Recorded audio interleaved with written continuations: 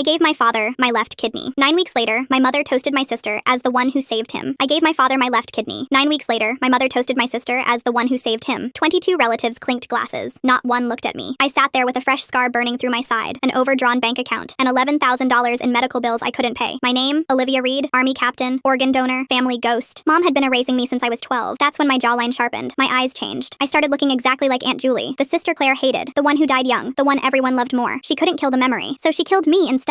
Boarding school at 12, no hug, no explanation, just a suitcase and a bus ticket. By 18, I enlisted. Nobody drove me to the station. Dad collapsed at his company gala on July 20th. Stage 4 renal failure. 8 weeks to find a donor or dialysis forever. I drove through a Chicago blizzard to get there. My boots were caked in slush when I walked into the VIP lounge. Mom looked up and said, "You weren't on the guest list." She physically moved to block the ICU door. My sister Natalie sat in the corner checking stock prices. I got tested anyway. Perfect match. 98%. Natalie suddenly remembered a possible pregnancy. Couldn't risk surgery. Of course. I signed the consent forms at 2 a.m. While I was recovering alone in my studio apartment, fever at 101, infection eating through my side, Natalie was on magazine covers. The Natalie Reed Pierce Kidney Health Initiative. Photos of her at galas, her holding a giant charity check, 3 paragraphs about legacy and sacrifice. My name wasn't even a footnote. She raised $83,000. The company matched it. $41,000 in corporate tax write-offs. My kidney was their tax shelter, and Mom had gone further than that. I found out later she'd walked into the hospital and told the ethics committee I had severe PTSD, that I was unstable, that the surgery should be canceled. When they told her cancellation meant Dad's death, she said, "Then that is his fate. I will not have that girl back in my house as a hero." She would have let him die, just to make sure I didn't win. Thanksgiving dinner. The ballroom smelled like roasted turkey and old money. They put me at table 18, corner, next to the kitchen, next to the toddlers. Mom stood up, crystal glass raised, tears perfectly placed. To Natalie, my wonderful daughter, the one who truly saved her father's life. 22 glasses flew into the air. I put my hands on the table, started to stand. A hand shot out from under the tablecloth and grabbed my wrist. Dad, crouching behind the long white linen, hidden from Claire's view, face pale, eyes burning. He pressed a folded napkin into my palm, then he was gone. I opened it under the table. The handwriting was shaky, written fast. Medical power of attorney, yours. $2.3 million insurance, sole beneficiary. 51% voting shares, transferred September 15th. They have no idea. Burn the whole house down. I didn't smile. I didn't cry. I reached for my water glass. My hand was perfectly steady. Across the room, Natalie was laughing. Mom was beaming. 22 relatives were celebrating a lie. None of them knew they were already sitting on a pile of dynamite. I folded the napkin, tucked it into my clutch. 2 days later, I walked into a lawyer's office and opened 3 manila folders. The shares were real. The insurance was real. The power of attorney was real. Dad had been planning this since September, since the day I went under the knife. I picked up my phone and typed one message to the attorney. Schedule the emergency board meeting. Monday. Tell them the new owner is coming in. December 16th, 2 p.m. sharp. I walked into the Reed Medical boardroom without knocking. Claire was at the head of the table. Natalie sat beside her. I dropped the ethics committee transcript in front of the board's lead counsel and told him to read it aloud. He got to the line where my mother said she'd rather watch Dad die than let me be the hero. The room went silent. Claire's face turned purple. Her mouth opened. Nothing came out. I looked at her and said exactly 5 words. "Get up, that's my seat." She didn't move fast enough. So I leaned down, put my mouth close to her ear, and whispered something only she could hear. Her face collapsed. She stood up. Full story on the channel linked below.